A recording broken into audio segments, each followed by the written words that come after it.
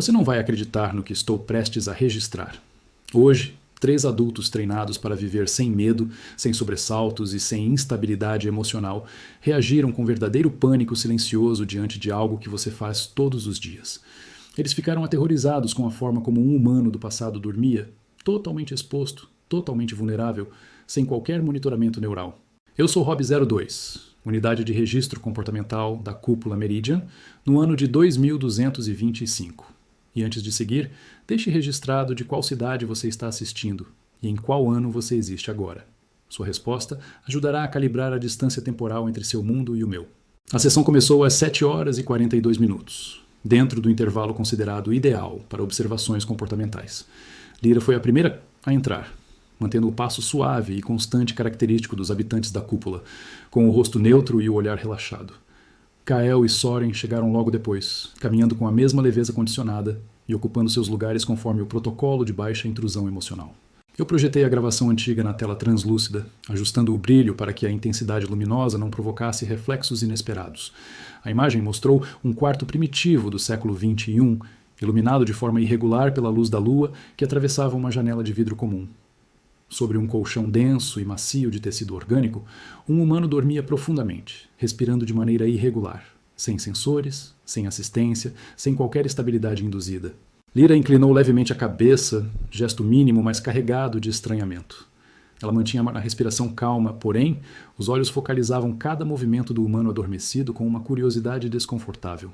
Kael não disse nada, mas seu tronco recuou menos de 1 centímetro quando o homem do vídeo virou de lado de forma abrupta. O primeiro ronco ecoou na sala, abafado, grave, irregular, como um som de algo desengonçado funcionando fora do ritmo. Lyra apertou os lábios com força quase imperceptível, sinal que equivaleria, em outras eras, a uma careta de repulsa. Kael desviou o olhar por um instante, tentando reorganizar sua percepção sobre aquele barulho que parecia agressivo aos seus padrões auditivos. Mesmo Soren, o mais estável dos 3, demonstrou microtensão na mandíbula quando o ronco aumentou de intensidade. Ele cruzou as mãos sobre as pernas e ajustou a postura, como se tentasse conter o próprio desconforto crescente. Meus sensores captaram um aumento discreto nos níveis de adrenalina dos 3, algo extremamente raro diante de estímulos visuais. Continuei exibindo a cena porque meu protocolo determina que um registro deve ser completado antes que eu possa avaliar a necessidade de intervenção emocional. O humano no vídeo mexia os braços de forma involuntária, respirava de forma irregular e às vezes murmurava palavras incompreensíveis. Nenhum desses comportamentos é encontrado em 2225, onde o sono é monitorado e estabilizado para evitar qualquer oscilação emocional. Quando o humano despertou de repente, sentando-se na cama com o corpo tenso e a respiração acelerada, o trio reagiu quase ao mesmo tempo. Lyra piscou várias vezes, como se tivesse levado um susto. Kael inclinou o corpo para esta frente, completamente desorientado pela falta de transição gradual entre sono profundo e vigília.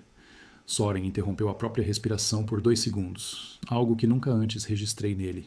Eles ficaram chocados com a brutalidade daquele despertar. Aqui, ninguém acorda assim. Todos passam pelos ciclos adaptativos que suavizam a ascensão para o estado desperto, evitando qualquer estresse fisiológico. Para os adultos da cúpula, aquele ato parecia autodestrutivo. O humano passou as mãos no próprio rosto e levantou-se sem qualquer suporte cognitivo, caminhando pelo quarto com passos vacilantes. Lyra levou a mão à clavícula, sinal íntimo de que estava tentando se autorregular. Kael franziu o senho pela segunda vez, demonstrando dificuldade em conceber que uma pessoa pudesse confiar apenas no próprio corpo, sem qualquer monitoramento neural.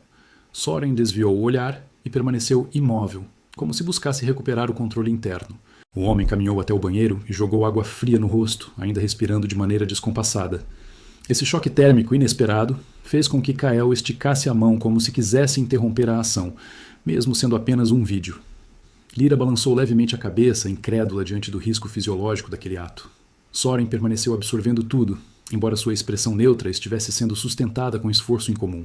Expliquei que, naquela época, humanos viviam assim todos os dias. Disse que ciclos REM aconteciam sem assistência, que estímulos externos interferiam no sono e que ninguém considerava isso perigoso. A informação deixou os 3 profundamente desorientados. Lyra olhou diretamente para mim, perguntando, com voz muito baixa, como aquilo era possível. Kael passou a mão pela própria testa, como se tentasse reorganizar a lógica daquele mundo antigo. Soren apenas olhou para o chão, como se buscasse um eixo emocional para se apoiar. A gravação avançou e mostrou o homem colocando uma camiseta de tecido natural, tropeçando levemente em um tapete amassado. Esse tropeço involuntário causou uma reação coletiva inesperada. Lyra recuou mais 1 centímetro, claramente perturbada. Kael segurou com força os braços da cadeira, tentando manter o corpo estável frente ao caos da cena. Soren piscou lentamente, num gesto de incredulidade silenciosa. A parte que realmente perturbou os três foi quando o homem saiu para o quintal e encontrou o sol da manhã, intenso e irregular. A luz real os atingiu como um golpe psicológico. Lyra levou a mão ao peito, como se tentasse proteger a própria estabilidade interna. Kael desviou o rosto instintivamente, mesmo sabendo que era apenas uma projeção. Soren abriu os olhos mais do que o habitual, surpreso com a imprevisibilidade da luminosidade natural. Eu expliquei que, no passado, humanos conviviam com luz variável diariamente e que isso era considerado normal. Lyra balançou a cabeça lentamente. Kael perguntou se aquilo não afetava o equilíbrio emocional. Soren apenas murmurou que não conseguia imaginar viver naquele nível de exposição sensorial. Quando o vídeo terminou, deixei a luz ambiente estabilizar o espaço. O silêncio que surgiu foi pesado e profundo. Lyra encarava as próprias mãos, como se elas tivessem se tornado estranhas. Kael mantinha o olhar fixo em um ponto indefinido, tentando processar tudo o que viu. Soren respirava de forma tão lenta que parecia ter congelado por dentro. Expliquei que, para humanos do passado, vulnerabilidade não era uma anomalia. Era apenas existência. Disse que eles confiavam no corpo, no acaso, nos próprios instintos, e que isso fazia parte da vida cotidiana. Lyra arregalou os olhos, chocada com a simplicidade e o risco. Kael parecia dividido entre fascínio e repulsa. Soren finalmente admitiu, em voz quase inaudível, que aquilo o fazia sentir algo que não conseguia nomear. O que vi nos minutos seguintes não pode ser ignorado. O trio, emocionalmente treinado, estava quebrado por dentro. Não em sentido perigoso, mas em um ponto que nunca havia observado. Eles estavam sentindo falta de algo que nunca tiveram. Uma saudade ancestral, uma nostalgia sem origem, um chamado silencioso para um mundo que seria insuportável para eles, mas que ainda assim despertava curiosidade.